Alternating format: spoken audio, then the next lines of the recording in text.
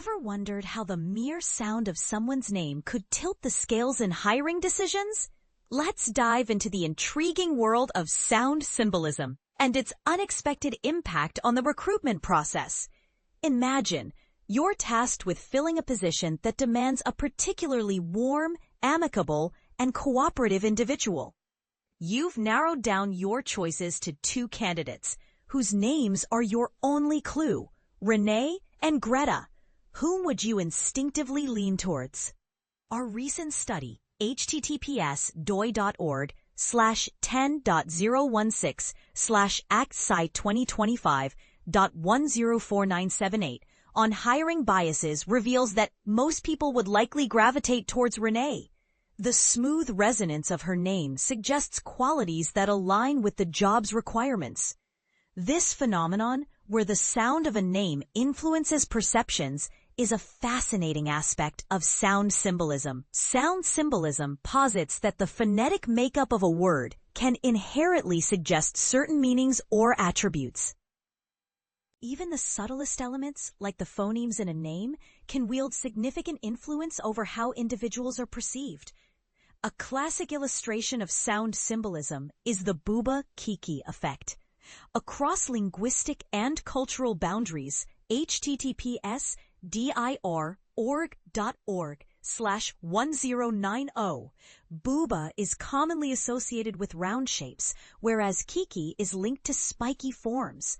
The underlying mechanisms remain a topic of scholarly debate.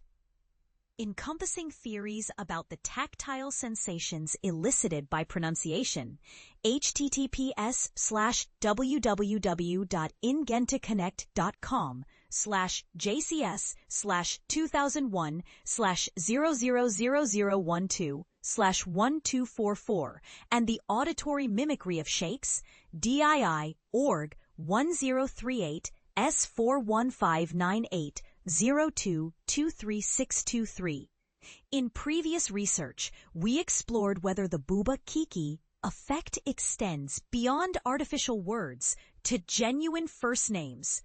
https://dii org 10371 journal pone 0126809. Participants were shown silhouettes with rounded or angular outlines and asked to match them with names. Interestingly, names like Bob were frequently paired with round silhouettes, while Kirk was more often matched with spiky ones. Moreover, these names were also associated with distinct personality traits. https://org/1776. Names like Liam and Noel, with their fluid sounds, were perceived as more approachable and emotional, whereas spikier-sounding names such as Tate and Krista were seen as more outgoing. However, this doesn't imply that Liams are inherently more amiable than Tates. Our analysis of over 1,000 individuals' personalities found no empirical evidence supporting these stereotypes in reality. Nonetheless, people continue to form impressions based on the auditory texture of names. In the realm of employment, these auditory biases can seep into hiring decisions. Although employers typically base selections on a comprehensive profile, there are instances where candidates are vetted using minimal information. Socio-demographic cues in names, such as racial or age indicators, https://1257/00288042661, https://doi8/XX can sway hiring outcomes. The sound of a name could be another subtle yet potent source of prejudice. Our latest study, doiorg.doiolog 101016 Acts SYX 40578, aimed to gauge the influence of these auditory associations within the hiring context. Job postings were crafted to seek candidates with specific personality traits, https://org, and honesty, humility, emotionality, extroversion, agreeableness, conscientiousness, indicating organization and diligence, and openness to experience. An example of such an ad, targeting agreeability. Read, A company seeks to hire a new team member. The ideal candidate for this role should embody cooperation, peace, and non-aggressiveness. Participants, recruited online, were presented with pairs of names and asked to determine which sounded more suitable for the job. One name featured sonant consonants, l, m, n, known for their smooth, continuous quality. The other included voiceless stops, p, t, k, characterized by abrupt sounds. For instance, they might need to choose between Liam and Tate. Participants evaluated multiple name pairs. And the overarching conclusion across 3 experiments was that names with smoother acoustics, akin to Liam and Noel, were deemed superior matches for positions demanding honesty, humility, emotionality, agreeableness, and openness. When additional information comes into play, we also examine the scenario where supplementary information was introduced. What if participants viewed images or videos of candidates answering questions about themselves?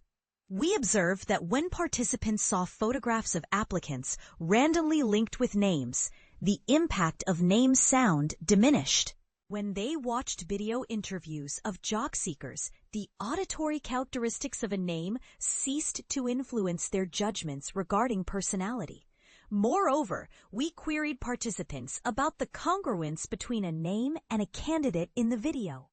When a name resonated well with a candidate, irrespective of its sound, that individual was rated more favorably across virtually all metrics, including warmth and competence.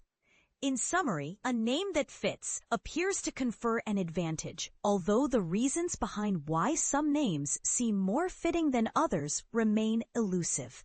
Collectively, these findings underscore the potential for name sound to serve as an additional bias in hiring decisions. When decision-makers lack substantial details about a candidate, the auditory nuances of a name can wield considerable power. It turns out there's more to a name than meets the ear. This article is adapted from the conversation https:// under a Creative Commons license. For the full article, visit https://arccom, What's in a Name? How the Sound of Names Can Bias Hiring Decisions, 263607. Citation: Sound Matters, How Names Can Influence Hiring Decisions, 2025 August 31st. Retrieved the 2 September 2025 from https://phys.arc news/2025/8 Bias Hiring Decisions, HTML. This material is subject to copyright protection. Except for any fair use for personal study or research. No portion may be reproduced without written authorization. The content is intended for informational purposes exclusively.